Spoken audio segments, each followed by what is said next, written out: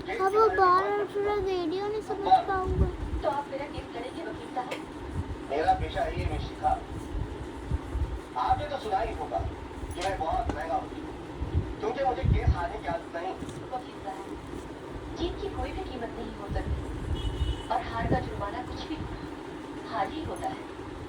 आपकी फीस कुछ भी हो, मैं अदा करने को तैयार हूँ, लेकिन आपको एक गारंटी देनी होगी कि आप मेरे खानदान की हत्यारों को सजा जरूर दिलवाएंगे। गारंटी तो दुनिया का कोई भी वकील नहीं दे सकता। कभी कभी बड़े से बड़ा आदमी वकील भी जज की बेवकूफी की वजह से केस हार जाता है। मैं तो ईमानदारी और मेहनत से केस लड़ने का वादा दूर करूँगा। थैंक यू वकील साहब, वादों पर यकीन करके मैं और भटकना नहीं चाहती, मुझे गारंटी चाहिए।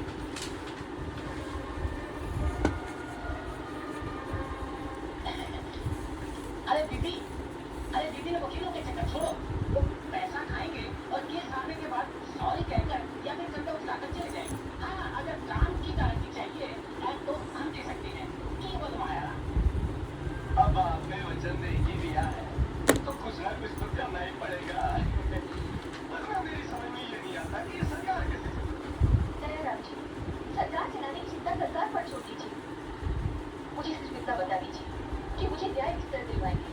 अरे उस पापी झूठे मक्कार आपके हरी का बयान बदलवा है। आप तुम्हें बताओ, क्या ऐसे लोगों के रहते ये सरकार? दयाराम जी, क्या आपके कहने से वो अपना बयान बदल देंगे? बयान?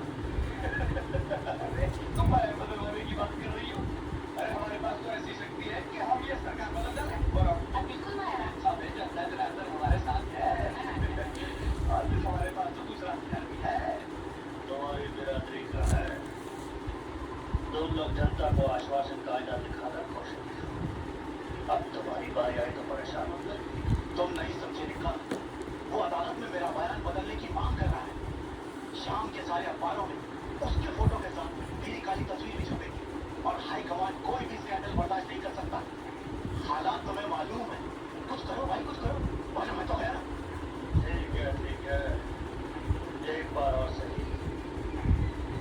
तुम्हारे रास्ते का कांटा हटवा देता हूँ। वो बेचारी मासूम लड़की को मैं ऐसे वंचित कर दिया, वो भी झूठा बयान देकर। अब आगे बताइए, वरना ये सरकार कैसे चलेगी? लो, अगर ये सरकार के ठेकेदारों, भ्रष्टाचारों, आप लोग ऐसा कीजिए तो थोड़ी देर के लिए दोनों हो जाइए। अब क्या कि जनता के सामने सौदेबाजी करने की हिम्मत नहीं पड़ेगी इनकी। क्या सोचते हैं कि दयाल आपको खरीद लेंगे? अरे मैं देखता हूँ कैसे चलेगी ये सरकार। बस आदमियों, नमस्कार। तो आपको भी पता चल ही गया कि मैं सत्य की लड़ाई लड़ रहा हूँ। तुम चूहे की औलाद क्या लड़ाई लड़ोगे? अभी दुबारा उठाओ, बाजार बंद होने का टाइम हो गया। देखिए जरा सभी ढंग से बात कीजिए। अन्यथा समझ में नहीं आया, उठा के देखना पड़ेगा क्या? चलवाड़ी यहाँ से, बाद में देखना है इधर। अरे को देखने वाला नहीं है? अरे संजय को कोई रोकने वाला है कि नहीं? ये सरकार कैसे चलेगी? अरे सरकार चले कि नहीं चले, लेकिन तू अभी यहाँ से नहीं चला तो अपने पैरों पर नहीं चल सके। सो ले ध्यान से। चलो देखो दास बिहारी हमारा आदमी है। हमारी बात तुम्हें माननी तो है ही, लेकिन तरीके दो हैं। एक हिंसा का जो ये कह रहा है और एक प्रेम और अहिंसा का जो मैं कह रहा हूँ। फैसला तुम्हारे हाथ में है। जी फैसला कैसा है? जिसने प्रेम और अहिंसा को बुला दिया, जो हमारे बापू को बुला दिया और बापू को बुला कर ये सरकार को क्या देश भी नहीं कर सकता। काफी समझदार हो, लेकिन सरकार कि तुम मेरे बारे में तो आप जानते ही हैं। मैं भी बस रहा हूँ, 3 बार पूरा हाथ चुका हूँ। मेरे घर की हालत भी घर की हालत भी ठीक हो जाए। चुनाव भी नहीं हारोगे क्योंकि हमने फैसला किया इस बार टिकट तुम्हें। बस अब आगे कुछ कहने की आवश्यकता नहीं। मतलब मेरी आंखें भीग जाएगी। आपके प्रेम से मुझे खरीद लिया है। क्या करना होगा? ये अनशन मंचन नहीं कैसा अनशन? अजी रास्ते हमारे भाई है।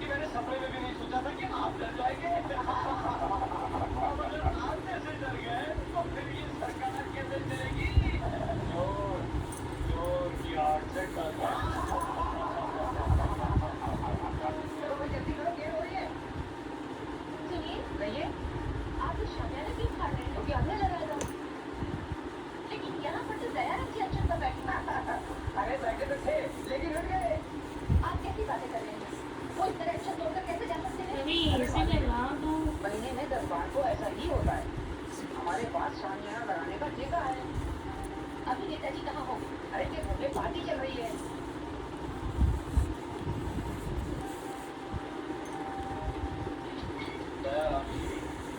ये निकला एक कंपनी बड़े काम की चीज है। आपकी सारी जरूरतें पूरी करते हैं, बस कभी कभार इन्हें बचाना पड़ता है। वैसे सौदा महंगा नहीं है। अरे मैं तो बेवकूफ लड़की शिखा का एहसान करूं जिसकी बदौलत बाहर भाव से मुलाकात होगी। ऐसे सबसे बात बुलाने वाले तो यही लोग हैं। सरकार के एहसान फरामोश, अपनी माँ की दूध कभी एहसान भुला देते हैं। अभी से बात कर लड़की। मैं तुझसे बात करने नहीं, ये बताने आई हूँ कि तू भी एक नामर्द निकला। दौलत वालों की हड्डी पर झपटने वाला एक कुत्ता, देश की दुर्भाग्य का एक और अरे छोकरी, जाने के बोल रही है। ये समझ रही है उसे जिंदा ना जाएगी। भाई चलो भाई भाई, ऐसे उसको मत करना तो गुनाह है। ये तो जन्नत की सैर कराने वाली है। ये लोग बहुत खराब आदमी हैं, मुझे भी खराब कर देते। तुझे सारे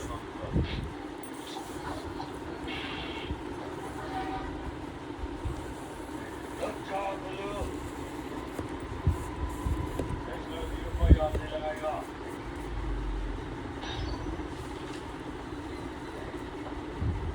इस बेचारी को तो किस्मत नहीं पहुंच पा रहा है। देखो शिखा, हमसे दुश्मनी करके तुम्हें कोई फायदा नहीं होगा।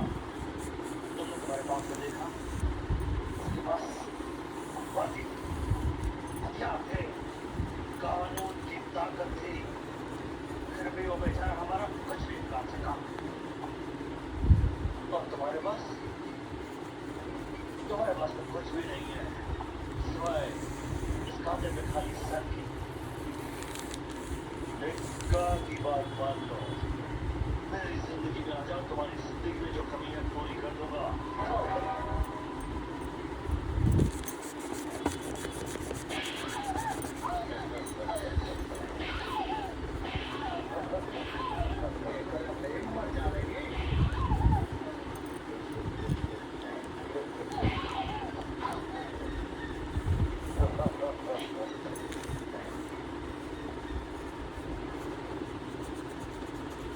उठा के इस लड़की को दरिया में फेंक दो। यही वो गवाह है जिसने आखिरी बार शिखा को राजबिहारी के घर जाते देखा। उसके बाद शिखा कहाँ गई किसी को नहीं मालूम। मुझे यकीन है कि हमारा यकीन सबूत तो नहीं हो सकता जिसके बुनियाद पे दो लोगों को गिरफ्तार कर। क्या इस आदमी की गवाही को बुनियाद बनाकर आप उनके खिलाफ कोई एक्शन नहीं ले सकते? जरूर एक्शन ले सकता हूँ, मगर इसका अंजाम वही होगा जिससे पहले हो चुका है। मैं कोई बड़ा आदमी इस मामूली आदमी के खिलाफ झूठा बयान देंगे, जिसे झुठला देगा। करंट टाइम मैं जानती हूँ तो इसकी आउटलाइन कंप्लीट होने वाली और है। यही वो रुकावटें हैं जिनकी वजह से मजलूमों को इंसाफ नहीं मिल सकता। चलो दीदी, मुझे अपने रेलों में किसी की सुनते हैं या किसी के सवालों पर जवाब देते हैं।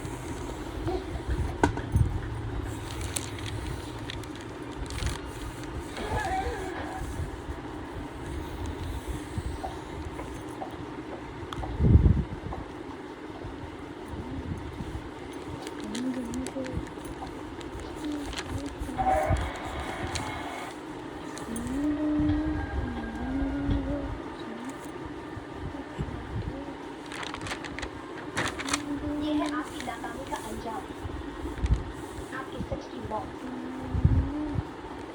उसूलों की वो माला प्यार करने का बहुत प्यारा सा सॉन्ग। और उसका एक एक दाना इस बात को कह कह रहा है कि आज के दौर में सत्य झूठ के बाहर नहीं तोड़ सकते। मैं तो समझता था कि तुम्हारे मुंह में ज़बान ही नहीं है, मगर आज पता चला कि तुम्हारे मुंह में तुम्हारे बाप से भी ज़्यादा लंबी ज़बान है। जैसी हालत देखकर मैं तो क्या उस सबसे जिनके मुंह में ज़बान होती है लोगों की चीज़ों से न लोग झूठ बोल सकते हैं, और सच्चाई बन सकती है।